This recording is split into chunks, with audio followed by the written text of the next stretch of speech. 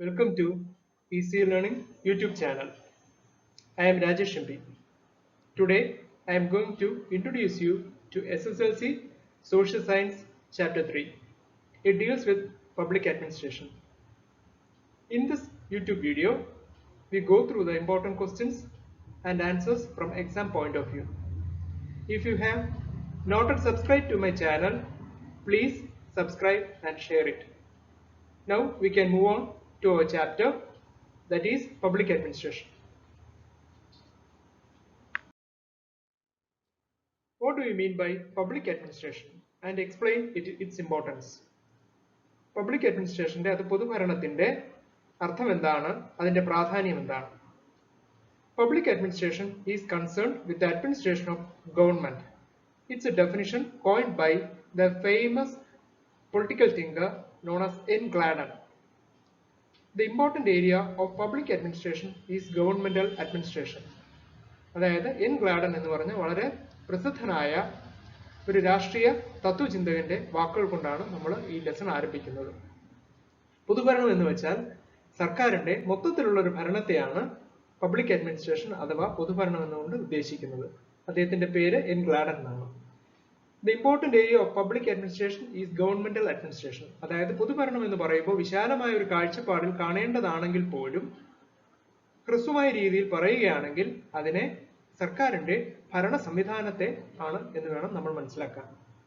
It is the effective utilization of men and materials for the implementation of existing law, governmental policies, programs and developmental projects.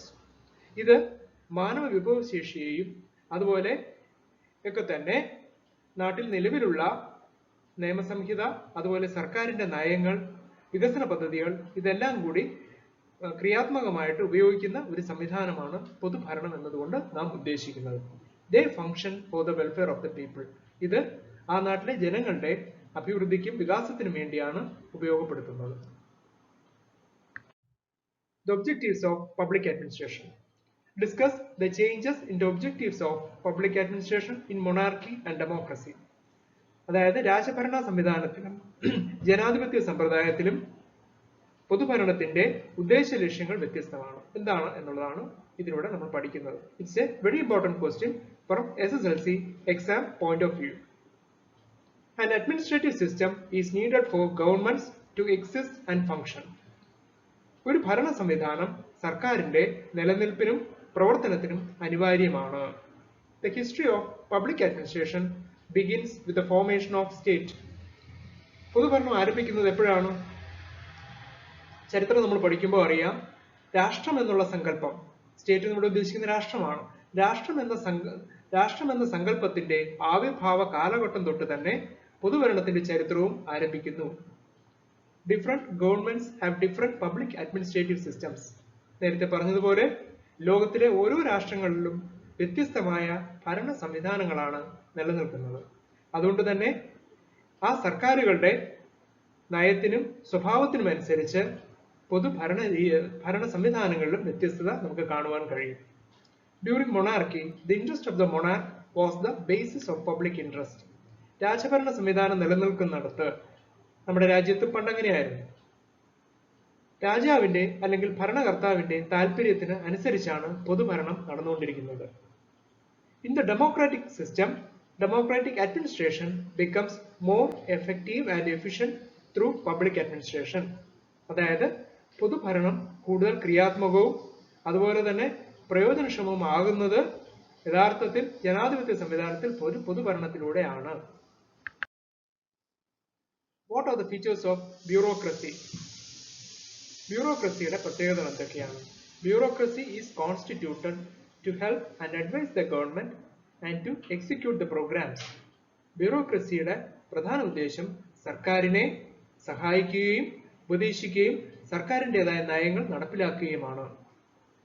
A hierarchy from the local level to the national level is constituted for this. ഇതിനായിട്ട് ഒരു തസ്തികയുടെ hierarchy രൂപീകരിച്ചിട്ടുണ്ട്. താഴെത്തട്ട് മുതൽ, അതായത് ജില്ലാതലം അല്ലെങ്കിൽ പഞ്ചായത്ത് തലം മുതൽ national level വരെ, ദേശീയ തലം വരെയുള്ള ഒരു ഹൈറാർക്കി അല്ലെങ്കിൽ തസ്തികയുടെ സ്വഭാവത്തിലാണ് ബ്യൂറോക്രസി അല്ലെങ്കിൽ ഔദ്യോഗിക വൃന്ദം രൂപപ്പെടുത്തിയിരിക്കുന്നത്. Several employees are appointed for this and through them the administrative system is being administered. ഇതിനായിട്ട് അനേകം ജീവനക്കാരുടെ നിയമനം നടത്തുകയും അതുവഴി ഭരണ സംവിധാനം മുന്നോട്ട് നീക്കുകയും ചെയ്യുന്ന ഒരു രീതിയാണ് നമ്മൾ കാണുന്നത്. The employees who work under this administrative system are known as bureaucracy.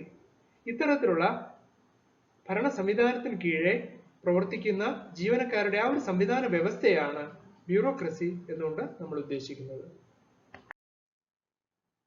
The important features of the bureaucracy. The first one is the hierarchical organization. Hierarchical organization is organized in such a way that there is one employee at the top and the number increases when it reaches the lower levels. അതായത് ഈ നേരത്തെ പറഞ്ഞതുപോലെ തസ്തികയുടെ സ്വഭാവം പറയുകയാണ്. Hierarchical organisation.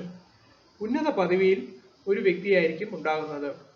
അത് താഴെത്തട്ടിലേക്ക് വരുമ്പോൾ അദ്ദേഹത്തിന്റെ ആജ്ഞയും അദ്ദേഹത്തിന്റെ നിർദ്ദേശവും നടപ്പിലാക്കുന്നതിലേക്കായി താഴെത്തട്ടിലേക്ക് വരുമ്പോൾ ജീവനക്കാരുടെ എണ്ണം ബഹുമുഖമാകുന്നത് നമുക്ക് കാണുവാൻ സാധിക്കും. The second feature is permanence. Persons appointed will continue in service till the age of retirement. നമുക്കറിയാം, സർവീസിൽ നിന്ന് വിരമിക്കുന്നത് വരെ എല്ലാ ജീവനക്കാരും പെർമനന്റ് ആയിട്ട് സ്ഥിരമായിട്ട് ആ സംവിധാനത്തിന്റെ ഭാഗമായി തുടരുന്നതാണ് നമ്മൾ കാണുന്നത്. Appointment on the basis of qualification. നിയമനം യോഗ്യതയ്ക്കനുസരിച്ചുള്ളതായിരിക്കും. The employees are recruited and appointed on the basis of educational qualification.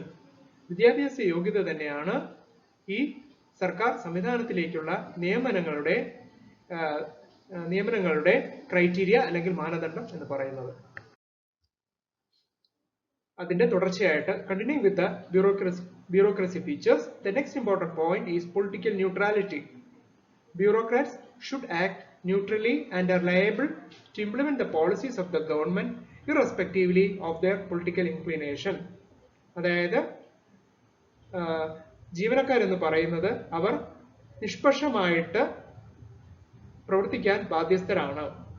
സർക്കാരിന്റെ നയങ്ങൾ, അത് രാഷ്ട്രീയ ആഭിമുഖ്യം എന്തു തന്നെ ആയിക്കൊള്ളട്ടെ, അവരുടെ രാഷ്ട്രീയ വീക്ഷണവും കാഴ്ചപ്പാടും എന്തു തന്നെ ആയിക്കൊള്ളട്ടെ, നിഷ്പക്ഷത ഉറപ്പുവരുത്തേണ്ടത് എല്ലാ ഉദ്യോഗസ്ഥരുടെയും ജീവനക്കാരുടെയും പ്രാഥമികമായ കർത്തവ്യമാണ്.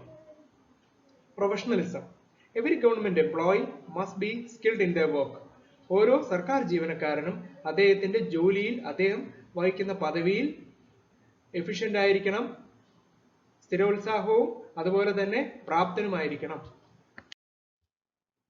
Classify the bureaucracy in India and explain. നമ്മുടെ രാജ്യത്തെ ഔദ്യോഗിക സംവിധാനത്തെക്കുറിച്ച് പഠിക്കുകയാണ് നമ്മൾ. അതിന്റെ വകതിരിവുകളും അതിന്റെ വിശദാംശങ്ങളും നമ്മൾ പഠിക്കുകയാണ്. It's also A very important point from SSLC point of view. Recruitment is the initial step for the recruitment of employees to various departments of the government. സർക്കാരിന്റെ വ്യത്യസ്തമായിട്ടുള്ള വകുപ്പുകളിലേക്ക് ഉള്ള ആദ്യ പടി എന്ന് പറയുന്നത് ജീവനക്കാരുടെ നിയമനം തന്നെയാണ്. Persons are selected on the basis of merit after screen testing, interviews and appointed in different government offices and they become part of the civil service. അതായത് യോഗ്യതയ്ക്കനുസരിച്ച് അല്ലെങ്കിൽ അത് നേരത്തെ പറഞ്ഞതുപോലെ വിദ്യാഭ്യാസ യോഗ്യതകൾക്കനുസരിച്ച് സ്ക്രീൻ ടെസ്റ്റുകൾ, അഭിമുഖങ്ങൾ, പരീക്ഷകൾ, എഴുത്തു പരീക്ഷകളൊക്കെ നടത്തിയാണ് സർക്കാർ വകുപ്പുകളിലേക്ക് അവരെ തിരഞ്ഞെടുക്കുന്നത്. അങ്ങനെ അവർ ആ സംവിധാനത്തിന്റെ ഭാഗമായിട്ട് മാറുകയാണ്. Now we can study about Indian civil system. അതായത് ഇന്ത്യൻ ഭരണ സംവിധാനങ്ങളെ നമുക്ക് മൂന്നായിട്ട് പ്രധാനമായിട്ട് തരംതിരിക്കാം. The first one is the All India Services, second Central Services, the third State Services. All India Services വരുന്നത് ആദ്യം പറയാം. It recruits at the national level. ദേശീയ തലത്തിലുള്ള നിയമനങ്ങൾ നടത്തുന്നത് All India Services ആണ്. All India Services appoints in central or state services. IAS, IPS, etc. belong to this category. അതായത് കേന്ദ്രത്തിലേക്കും സർക്കാർ സർവീസിലേക്കും തിരഞ്ഞെടുക്കുന്ന ഒരു സംവിധാനമാണ് all India services. IAS, IPS പോലുള്ള ഉന്നതമായ പദവികൾ ഇത്തരത്തിലുള്ള ഓൾ ഇന്ത്യ സർവീസസിന്റെ ഭാഗമായിട്ടുള്ളതാണ്. Now we can move on to central services. Recruits at national level. ദേശീയ തലത്തിലേക്ക് പേര് സൂചിപ്പിക്കുന്നത് പോലെ സെൻട്രൽ സർവീസ്, കേന്ദ്ര വകുപ്പുകളിലേക്കുള്ള നിയമനം. റിക്രൂട്ട്സ് അറ്റ് നാഷണൽ ലെവൽ, ദേശീയ തലത്തിലേക്ക് തിരഞ്ഞെടുക്കുകയാണ്. Appoints in central government departments ഉള്ളി, അത് കേന്ദ്ര അതായത് സെൻട്രൽ ഗവൺമെന്റ് കേന്ദ്ര വകുപ്പുകളിലേക്ക് മാത്രമുള്ള നിയമനങ്ങളാണ് സെൻട്രൽ സർവീസസിൽ ഉണ്ടാകുന്നത്. അതിന്റെ എക്സാമ്പിൾസ് ഏതാണ്? Typical examples R IFS, IRS, etcetera. Indian foreign service, Indian railway service മുതലായവയാണ്. ഇനി സംസ്ഥാന സർവീസുകൾ, സ്റ്റേറ്റ് സർവീസസിനെ കുറിച്ച് പഠിക്കാം. റിക്രൂട്ട്സ് അറ്റ് സ്റ്റേറ്റ് ലെവൽ, സംസ്ഥാന തലത്തിലുള്ള നിയമനങ്ങൾ സ്റ്റേറ്റ് സർവീസ് വഴിയാണ് നടക്കുന്നത്. Appoints in state government departments ഉള്ളി, സംസ്ഥാന സർക്കാർ വകുപ്പുകളിലേക്ക് മാത്രമേ നിയമനം നടക്കുന്നതുള്ളൂ. ഉദാഹരണത്തിന് sale tax officer, sale tax വകുപ്പിലെ ഉദ്യോഗസ്ഥരൊക്കെ സ്റ്റേറ്റ് സർവീസിന്റെ ഒരു ഉത്തമ ഉദാഹരണമാണ്. അടുത്തത് we can study about Union Public Service Commission. Candidates to all India services and central services are recruited by Union Public Service Commission or UPSC. അതായത് ഇപ്പൊ പറഞ്ഞ വകുപ്പുകളിൽ കേന്ദ്ര വകുപ്പുകളിലേക്കും ഓൾ ഇന്ത്യ സർവീസിലേക്കുമുള്ള നിയമനം നടത്തുന്നത് UPSC എന്ന് പറഞ്ഞ സർക്കാർ നിയന്ത്രിത കമ്മീഷനാണ്, Union Public Service Commission. The chairman and the members of this commission are appointed by the President of India. അവരെ അതായത് UPSCയുടെ ചെയർമാനും അതിന്റെ ബോർഡ് അംഗങ്ങളെയും തിരഞ്ഞെടുക്കുന്നത്, കമ്മീഷന്റെ അംഗങ്ങളെയും തിരഞ്ഞെടുക്കുന്നത് ഇന്ത്യയുടെ ഒന്നാം പൗരനായ രാഷ്ട്രപതി തന്നെയാണ്, ഇന്ത്യയുടെ പ്രസിഡന്റ് തന്നെയാണ്. The UPSC has elaborate mechanisms for the recruitment of candidates based on qualification. UPSCക്ക് വിശാലമായിട്ടുള്ള ഒരു സംവിധാനമുണ്ട്, ഒരു മെക്കാനിസം ഉണ്ട്. അതുവഴി ഉദ്യോഗാർത്ഥികളെ അവരുടെ യോഗ്യതകൾക്ക് അനുസൃതമായിട്ട് തിരഞ്ഞെടുക്കുകയാണ്, നിയമനം നടത്തുകയാണ്. നമുക്ക് ഡൽഹിയിലുള്ള UPSC ഓഫീസിന്റെ ഇമേജ് നമുക്ക് ഈ സ്ലൈഡിൽ കാണാം. Actually, it's an image of the UPSC office located in New Delhi. Now we can study about Public Service Commission. സംസ്ഥാനങ്ങളിലുള്ള പബ്ലിക് സർവീസ് കമ്മീഷനെ കുറിച്ച് പഠിക്കാം. At the state level, candidates are recruited by PSC or Public Service Commission of the state. സംസ്ഥാന വകുപ്പുകളിലേക്കുള്ള നിയമനത്തിന് ഉദ്യോഗാർത്ഥികളെ recruit ചെയ്യേണ്ട ചുമതല, നിയമനം നടത്തേണ്ട ചുമതല PSCക്കാണ്, അല്ലെങ്കിൽ പബ്ലിക് സർവീസ് കമ്മീഷനാണ്. ഇത് എല്ലാ സംസ്ഥാനങ്ങളിലും പ്രവർത്തിച്ചു വരുന്ന സർക്കാരിന്റെ നിയന്ത്രണത്തിലുള്ള, അതായത് സംസ്ഥാന സർക്കാരുടെ നിയന്ത്രണത്തിലുള്ള വകുപ്പ് തന്നെയാണ്. The governor appoints the chairman and the members of the state public service commission. നമ്മൾ നേരത്തെ കണ്ടു, UPSCയിലാണെങ്കിൽ ഇന്ത്യൻ പ്രസിഡന്റ് ആണ് അതിലെ ചെയർമാനെയും ബോർഡ് അംഗങ്ങളെയും നിയമിക്കുന്നതെങ്കിൽ, സംസ്ഥാന PSCയിലേക്ക്, സ്റ്റേറ്റ് PSCയിലേക്ക് വരുമ്പോൾ അതിന്റെ നിയമനത്തിന്റെ ചുമതല, ചെയർമാന്റെയും ബോർഡ് അംഗങ്ങളെയും നിയമിക്കുന്നതിന്റെ ചുമതല അതാത് സ്റ്റേറ്റിന്റെ ഗവർണർക്കാണ്. UPSC and PSC are constituted on the basis of constitutional provisions and so they are called constitutional institutions. വളരെ പ്രധാനപ്പെട്ട ഒരു പോയിന്റ് ആണ്. UPSC, PSC മുതലായ വകുപ്പുകൾ എന്ന് പറയുന്നത് ഭരണഘടനയുടെ വകുപ്പുകൾ, ഭരണഘടനയുടെ ക്ലോസുകൾക്ക് അനുസൃതമായി രൂപീകരിക്കപ്പെട്ടിട്ടുള്ള സ്ഥാപനങ്ങളാണ്. So they are called constitutional institutions. ഭരണപരമായ സംവിധാനങ്ങളാണ്, സ്ഥാപനങ്ങളായിട്ടാണ് UPSC, PSC എന്നിവ അറിയപ്പെടുന്നത്. കേരളത്തിന്റെ PSC ഓഫീസ് അത് തിരുവനന്തപുരത്ത് പട്ടത്ത് സ്ഥിതി ചെയ്യുന്നതാണ്. You can see the image of KPSC located in Trivandrum, Pattam in this slide. What are the measures taken for administrative reforms in India? ഇന്ത്യയിലെ ഭരണ പരിഷ്കാരങ്ങളെ കുറിച്ച് നമുക്ക് അതിനുവേണ്ടി കൈക്കൊണ്ട നടപടികളെ കുറിച്ച് നമുക്ക് പഠിക്കാം. The important steps taken by the government for increasing the efficiency of the services and to provide service to the people in a time are known as administrative reforms. ഭരണപരിഷ്കാരങ്ങൾ എന്ന് പറഞ്ഞാൽ എന്താണ്? അതാത് സർക്കാരുകൾ ജനങ്ങൾക്ക് ആവശ്യാനുസരണമായ സേവനങ്ങൾ ലഭ്യമാക്കുന്നതിന് വേണ്ടി കൈക്കൊണ്ടിരിക്കുന്ന സുപ്രധാനമായ നടപടികൾ തന്നെയാണ്. Government constitutes administrative reform commissions at national and state levels. സർക്കാർ ഭരണപരമായ പരിഷ്കാരങ്ങൾ ദേശീയ, സംസ്ഥാന തലത്തിൽ കൈക്കൊള്ളുന്നുണ്ട്. ഇത് ഇത്തരത്തിലുള്ള പരിഷ്കാരത്തിന്റെ മറ്റൊരു പ്രധാനമായ നാഴികക്കല്ലാണ്. How is e-governance helpful to the public? എപ്രകാരമാണ് ഈ ഗവേണൻസ് ജനങ്ങൾക്ക്, പൊതുജനങ്ങൾക്ക് ഉപകാരപ്രദമാവുന്നത്? നമുക്ക് we can study about in detail. E-governance is the use of electronic technology in administration. നമുക്ക് എല്ലാവർക്കും അറിയാം, നമ്മൾ ഇൻഫർമേഷൻ ടെക്നോളജിയുടെ, വിവര സാങ്കേതിക വിദ്യയുടെ യുഗത്തിൽ ജീവിക്കുന്നവരാണ്.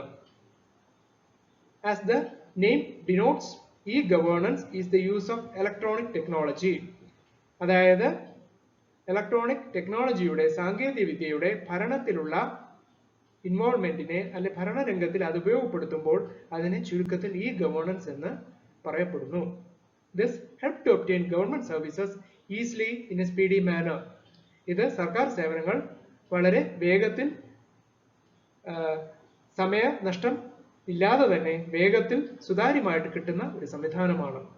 We can study about the benefits of e-governance. By e-governance, the services can be received with the help of information technology.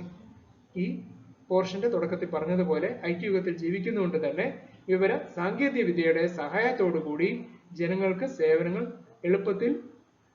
എളുപ്പത്തിലും സമയ നഷ്ടമില്ലാതെയും ലഭ്യമാകുന്നുണ്ട്. That's one of the important benefits. Need not to wait in government offices for service. നേരത്തെയൊക്കെ ആണെങ്കിൽ സർക്കാരിന്റെ സേവനങ്ങൾ ലഭ്യമാകുന്നതിനായിട്ട് പൊതുജനങ്ങൾക്ക് സർക്കാർ ഓഫീസുകളിൽ ചെന്ന് കാത്തു നിൽക്കേണ്ടുന്ന സാഹചര്യങ്ങൾ ഉണ്ടായിരുന്നു. ഈ governance enabled people not to wait in government offices for service. Government services offered speedily and with less expense.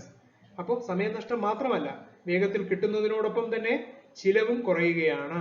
Less expensive ആയിട്ട് സേവനങ്ങൾ ലഭ്യമാകുന്നു. Efficiency of the offices and the quality of the service get enhanced. അതുകൊണ്ട് എന്ത് പറ്റുന്നു? ഓരോ സർക്കാർ വകുപ്പുകളിൽ നിന്നും ഗവൺമെന്റ് ഓഫീസുകളിൽ നിന്നും കിട്ടുന്ന സേവനങ്ങളുടെ നിലവാരവും അതിന്റെ എഫിഷ്യൻസി ആൻഡ് ക്വാളിറ്റി മെച്ചപ്പെടുകയും ചെയ്യുകയാണ്. അത് നിലവാരം ഉയരുന്ന ഒരു സാഹചര്യമാണ് എന്ന് നമുക്ക് കാണുവാൻ സാധിക്കും. As part of e-governance, Akshaya centers have been established around the country. Akshaya കേന്ദ്രങ്ങൾ സ്ഥാപിക്കപ്പെട്ടിട്ടുണ്ട് എല്ലായിടത്തും. ഇതിന്റെ ഭാഗമായിട്ട് തന്നെയാണ്. അതേക്കുറിച്ചും കൂടെ നമുക്ക് പഠിക്കാം. For the benefit of the people, Akshaya centers have been constituted to make use of government service delivered through e-governance. ജനങ്ങൾക്ക് ഈ ഇ-ഗവേണൻസ് വഴി കിട്ടുന്ന ലഭ്യമാകുന്ന സേവനങ്ങൾ അക്ഷയ കേന്ദ്രങ്ങൾ വഴിയാണ് പലപ്പോഴും സേവനങ്ങൾ ലഭ്യമാകുന്നത്. E-literacy is the awareness about basic information about internet technology. E-literacy എന്ന് പറയുമ്പോൾ ഈ കാലഘട്ടത്തിൽ നമുക്ക് അറിയാവുന്നതുപോലെ എഴുതി പഠിക്കുക എന്ന് പറയുന്ന സാക്ഷരതയ്ക്ക് ഉപരിയായിട്ട് വിവര സാങ്കേതിക വിദ്യയിലുള്ള സാക്ഷരത, അങ്ങനെ നമുക്ക് അതിനെ മനസ്സിലാക്കാം. It is the awareness about basic information about internet technology. ഇന്റർനെറ്റിന്റെ ഉപയോഗങ്ങളെക്കുറിച്ച്, സാങ്കേതിക വിദ്യയെക്കുറിച്ചുള്ള ഒരു അറിവിനെയാണ്, പരിജ്ഞാനത്തെയാണ് ഈ ലിറ്ററസി അല്ലെങ്കിൽ ഇലക്ട്രോണിക് സാക്ഷരത എന്ന് പറയുന്നത്. റൈറ്റ് ടു ഇൻഫർമേഷൻ ആക്ട് അല്ലെങ്കിൽ RTI എന്ന് നമ്മളെ പറയുന്നതിനെ കുറിച്ചാണ് പഠിക്കുന്നത്. Right to information and right to service help to make public administration popular. അതായത് അറിവിനു വേണ്ടി വിവരം അറിയുന്നതിനും അതുപോലെ സേവന ലഭ്യതയെക്കുറിച്ച് അറിയുന്നതിനുമുള്ള സംവിധാനങ്ങൾ പബ്ലിക് അഡ്മിനിസ്ട്രേഷനെ, പൊതുഭരണത്തെ വളരെയധികം പ്രചാരമാക്കി. Substantiate this statement. നമുക്ക് അതേക്കുറിച്ച് എപ്രകാരമാണെന്ന് പഠിക്കാം. The main objectives of Right to Information Act are to prevent corruption, create responsibility and make the functioning of the government transparent. ഏറ്റവും സുപ്രധാനമായിട്ടുള്ള ലക്ഷ്യങ്ങൾ എന്ന് പറയുന്നത് റൈറ്റ് ടു ഇൻഫർമേഷൻ ആക്ട്, അതായത് നമുക്ക് അറിയുവാനുള്ള അവകാശം. ഇതുകൊണ്ടുള്ള പ്രയോജനം എന്താണ്? അഴിമതികൾ ദൂരീകരിക്കാൻ ഒരു പരിധി വരെ കഴിയുന്നു. ഉദ്യോഗസ്ഥർക്കിടയിൽ ഉത്തരവാദിത്വ ബോധം വളർത്തിയെടുക്കാൻ സാധിക്കുന്നു. അപ്രകാരം വരുമ്പോൾ എന്തുവരും? സർക്കാർ ജീവനക്കാരുടെയും സർക്കാർ സംവിധാനങ്ങളുടെയും പ്രവർത്തനങ്ങൾ കൂടുതൽ സുഗ്രാഹ്യവുമായി മാറുന്നു. The citizens will get copies of public documents if they apply for them. പൗരന്മാർക്ക് പൊതുരേഖകളെ കുറിച്ച് അറിയണമെന്ന് ആഗ്രഹമുണ്ടെങ്കിൽ അതിന് നിശ്ചയിച്ചിട്ടുള്ള ഫോർമാറ്റിൽ അപേക്ഷ ലഭിച്ചാൽ ലഭ്യമാവുന്നതാണ്. Information Commission. To perform the functions under the Right to Information Act, information commissions are constituted at the national and state level. നേരത്തെ പറഞ്ഞതുപോലെ RTIയുടെ സേവനങ്ങൾ ലഭ്യമാകുന്നതിന് വേണ്ടി ദേശീയ തലത്തിലും സംസ്ഥാന തലത്തിലും ഇൻഫർമേഷൻ കമ്മീഷൻസ് നിയമിക്കപ്പെട്ടിട്ടുണ്ട്.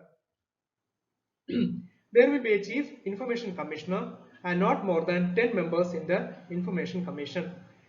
ഇൻഫർമേഷൻ കമ്മീഷണറും അദ്ദേഹത്തിനോടൊപ്പം പത്തിനകത്തുള്ള അംഗങ്ങളും ചേർന്നുള്ള ഇൻഫർമേഷൻ കമ്മീഷൻ നിയമിക്കപ്പെട്ടിട്ടുണ്ട്. If the authorities do not give or refuse to give the information or give wrong and unsatisfactory replies, one can approach the information commission and can file an appeal. അതായത് അധികാരികൾ RTI പ്രകാരം ഒരു ചോദ്യം ചോദിച്ചിട്ടും സേവനങ്ങളെക്കുറിച്ച് ചോദ്യം ചോദിച്ചിട്ടും വ്യക്തമായിട്ട് മറുപടി തരാതിരിക്കുകയോ അല്ലെങ്കിൽ സത്യവിരുദ്ധമായ ഒരു വിവരം നൽകുകയോ അല്ലെങ്കിൽ തൃപ്തികരമല്ലാത്ത ഒരു വിവരമാണ് തരികയോ ചെയ്യുന്നുവെങ്കിൽ ഏതൊരു പൗരനും ഇൻഫർമേഷൻ കമ്മീഷനെ നേരിട്ട് സമീപിക്കുവാനും ഇതിനെതിരായിട്ട് ഒരു അപ്പീൽ ഫയൽ ചെയ്യാനുമുള്ള അവകാശവുമുണ്ട്. If the commission is convinced, a fine of ₹250 per day can be imposed on the employee concerned till the information is given. Information കമ്മീഷന് ബോധ്യപ്പെടുന്ന പക്ഷം ഓരോ ദിവസവും ₹250 എന്നുള്ള നിരക്കിൽ ആ എംപ്ലോയിയിൽ നിന്ന് ഈ RTI പ്രകാരം മറുപടി നൽകാൻ ബാധ്യസ്ഥനായ ഉദ്യോഗസ്ഥന്റെ വീഴ്ച നിമിത്തം ഉണ്ടാകുന്ന കാലതാമസത്തിന് ഓരോ ദിവസവും ₹250 വീതം അദ്ദേഹത്തിന്റെ ആ പർട്ടിക്കുലർ ഉദ്യോഗസ്ഥനിൽ നിന്ന് ഈടാക്കാനുള്ള അധികാരം കമ്മീഷനുണ്ട്. റൈറ്റ് ടു സർവീസ്, സേവനത്തിനുള്ള അവകാശം. അതാണ് The Right to Service Act is a law which ensures services to the people. ഇത് ഒരു നിയമ സംവിധാനം തന്നെയാണ്. എപ്രകാരമാണ്? ജനങ്ങൾക്ക് സേവനം ഉറപ്പുവരുത്തുന്നതിനുള്ള ഒരു നിയമ സംവിധാനം തന്നെയാണ്. This law determines the time limit for every service given by a government office. ഒരു സർക്കാർ വകുപ്പ് അല്ലെങ്കിൽ ഗവൺമെന്റ് ഓഫീസർ അതിന്റെ നിയമം പകർന്നു കൊടുക്കുന്നതിന് ഒരു സേവനം പകർന്നു കൊടുക്കുന്നതിന് ഒരു നിശ്ചിത സമയം ഫിക്സ് ചെയ്തിട്ടുണ്ട് അല്ലെങ്കിൽ നിശ്ചയിച്ചിട്ടുണ്ട്. If the deserved service is not given within this time limit, the responsible employee should pay a fine. ആ സമയബന്ധിതമായിട്ട് സേവനം തരാൻ ഉദ്യോഗസ്ഥൻ തയ്യാറായില്ല എന്നുള്ള രീതിയിൽ വരുന്ന പക്ഷം ഉത്തരവാദിത്തപ്പെട്ട പദവിയിലിരിക്കുന്ന ഉദ്യോഗസ്ഥന്റെ അല്ലെങ്കിൽ ജീവനക്കാരന് കമ്മീഷൻ നിശ്ചയിക്കുന്ന ഒരു തുക പിഴ ഈടാക്കേണ്ടി വരും, പിഴ ഒടുക്കേണ്ടി വരും. As per the Right to Service Act, an officer is appointed in every government office to give guidance and proper help to the applicants. ഈ സേവനാവകാശം നടപ്പിലാക്കുന്നതിന്റെ ഭാഗമായിട്ട് എല്ലാ സർക്കാർ ഓഫീസുകളിലും ഓരോ ഉദ്യോഗസ്ഥനെ വേണ്ട വിധത്തിൽ നിർദ്ദേശം നൽകുവാനും അപേക്ഷകർക്ക് വേണ്ട സഹായവും നിർദ്ദേശം നൽകുന്നതിനായിട്ട് ചുമതലപ്പെടുത്തിയിട്ടുണ്ട്.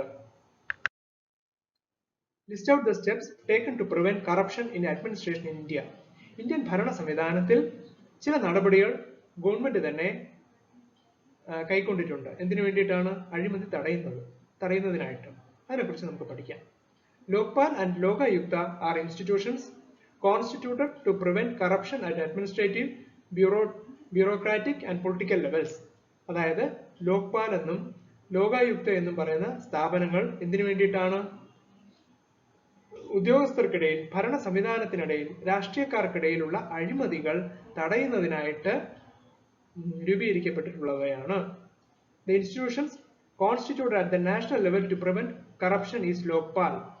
ലോക്പാൽ എന്ന് പറയുന്നത് നാഷണൽ ലെവലിൽ രൂപീകരിക്കപ്പെട്ടിട്ടുള്ളതും സംസ്ഥാന തലത്തിൽ യോഗായുക്ത എന്ന് പറയുന്നതും രണ്ടും ഒന്ന് കേന്ദ്ര സ്വഭാവത്തിലും മറ്റൊന്ന് സംസ്ഥാന തലത്തിലും പ്രവർത്തിക്കുന്ന സ്ഥാപനങ്ങളാണ്. ഇവയ്ക്ക് രണ്ടും ജുഡീഷ്യറി അധികാരവും കൊടുത്തിട്ടുണ്ട്. Both of them have judicial powers also. Central Vigilance Commission. The Central Vigilance Commission is yet another institution to prevent corruption. അഴിമതി തടയുന്നതിനായിട്ട് രൂപീകരിക്കപ്പെട്ട ഒരു കേന്ദ്ര സംവിധാനമാണ്, വകുപ്പാണ് സെൻട്രൽ വിജിലൻസ് കമ്മീഷൻ എന്ന് പറയുന്നത്. It was established in 1964 with Central Vigilance Commissioner as its head. അത് രൂപീകരിക്കപ്പെട്ടത് 1964 അതിന്റെ തലപ്പത്ത് സെൻട്രൽ വിജിലൻസ് കമ്മീഷണർ എന്ന് പറയുന്ന ഒരു പദവിയിൽ ഒരു ഉദ്യോഗസ്ഥൻ എപ്പോഴും ഉണ്ടാവും. In the same model, state vigilance commissions has been constituted in states. നമ്മളിപ്പോൾ സെൻട്രൽ വിജിലൻസ് കമ്മീഷനെ കുറിച്ചും പഠിച്ചുവെങ്കിൽ അതേ സ്വഭാവത്തിൽ എല്ലാ സംസ്ഥാനങ്ങളിലും വിജിലൻസ് കമ്മീഷൻസ് ഉണ്ടാവും. അതിന്റെ ഹെഡായിട്ട് ചീഫ് വിജിലൻസ് ഓഫീസേഴ്സും ഉണ്ടാവും. Every department there will be a chief vigilance officer. ഒരു vigilance officer, chief vigilance officer എല്ലാ സർക്കാർ വകുപ്പുകളുടെയും തലപ്പത്തുണ്ടാവുന്നതാണ്. Vigilance courts are also constituted to track vigilance cases. പ്രത്യേക കോടതികൾ, വിജിലൻസ് കോടതികൾ കൂടി ഇത്തരത്തിലുള്ള കേസുകൾ കൈകാര്യം ചെയ്യാനായിട്ട് രൂപീകരിക്കപ്പെട്ടിട്ടുണ്ട്. Now, last but not the least, we are going to study about Ombudsman, the last portion of this lesson. What is the use of Ombudsman to the public? Ombudsman എന്ന് നമ്മൾ കേട്ടിട്ടുണ്ട്. ആ പദവിയിലിരിക്കുന്ന ഉദ്യോഗസ്ഥന്റെ സേവനങ്ങൾ എപ്രകാരമാണ് പൊതുജനങ്ങൾക്ക് ലഭ്യമാകുന്നതിനെ കുറിച്ച് ആണ് നമ്മൾ പഠിക്കുന്നത്. A retired judge of the High Court is appointed as the Ombudsman to look into complaints and they can be filed against the corruption of public servants. സാധാരണഗതിയിൽ ഹൈക്കോടതിയിൽ നിന്ന് റിട്ടയർ ചെയ്തിട്ടുള്ള ജഡ്ജിമാരാണ് ഓംബുഡ്സ്മാനായിട്ട് നിയമിക്കപ്പെടുന്നത്. അവരെന്ത് ചെയ്യുന്നു? അവർക്ക് ലഭ്യമാകുന്ന പരാതികളിന്മേൽ, ആ പരാതികൾ എന്ന് പറയുന്നത് ബ്യൂറോക്രാറ്റ്സിനെ കുറിച്ചുള്ള, അതായത് പബ്ലിക് സർവൻസിനെ കുറിച്ചുള്ള, ഉദ്യോഗസ്ഥരെ കുറിച്ചുള്ള പരാതികളാണ്. അഴിമതി അടിസ്ഥാനപ്പെടുത്തിയുള്ള പരാതികളെ കുറിച്ചാണ് അവർ പഠിക്കുകയും അതിനുള്ള ഉത്തരവുകൾ ഇറക്കുകയും ചെയ്യുന്നത്. On receiving complaints, the Ombudsman has the power to summon anyone. അദ്ദേഹത്തിന്റെ അധികാര പരിധിയിൽ പെടുന്നതാണ്. അദ്ദേഹത്തിന് പരാതികൾ ലഭിക്കുന്ന പക്ഷം he has the power to summon anyone. ഏത് ഉദ്യോഗസ്ഥനെയും വിളിച്ചു വരുത്തുവാനും and can order enquiry and recommend actions. അദ്ദേഹത്തെ അന്വേഷണ വിധേയമായിട്ട് ആ ഉദ്യോഗസ്ഥരെ ചോദ്യം ചെയ്യുവാനും അന്വേഷിക്കുവാനും, തെറ്റാണ് അദ്ദേഹത്തിന്റെ ഭാഗത്ത് വീഴ്ച പറ്റിയെന്ന് തെളിയുന്ന പക്ഷം അദ്ദേഹത്തിനെതിരെ വകുപ്പ് തല നടപടികൾക്ക് ശുപാർശ ചെയ്യുവാനും ombudsman has the power. Delayed service, denial of right to services or making service as favor is considered as corruption in modern society. അതായത് ഡിലേഡ് സർവീസ്, സേവനം വൈകിപ്പിക്കുക. Denial of right to service, അർഹതയുള്ളവർക്ക് അർഹതപ്പെട്ട സേവനം തടയുക. Or making service as favour, സേവനം അർഹതപ്പെട്ടവർക്ക് സേവനം ഒരു ഉപകാരമായിട്ട്, പ്രത്യുപകാരം പ്രതീക്ഷിച്ചുകൊണ്ട് ഒരു ഉപകാരമായിട്ട് സേവനങ്ങൾ അനുഷ്ഠിക്കുന്ന ഉദ്യോഗസ്ഥരെ അഴിമതിയുടെ കറപുരണ്ടവരായിട്ടാണ് ആധുനിക സമൂഹം കാണുന്നത്. They are all considered as corruption in modern society. Thus, we have come to the conclusion of chapter 3 of SSLC. It deals with public administration. Last but not the least, we can find a very important caption which was coined by our former president, Sri APJ Abdul Kalam. Transparent and vibrant government project, safe and speedy information that reaches to all without red tapeism, project that is available to all citizens without any discrimination. പൊതു ഭരണ സംവിധാനത്തെക്കുറിച്ച് APJ Abdul കലാമിന്റെ വാക്കുകളാണ് ഇത്. Thank you all for watching my video. Please subscribe and share.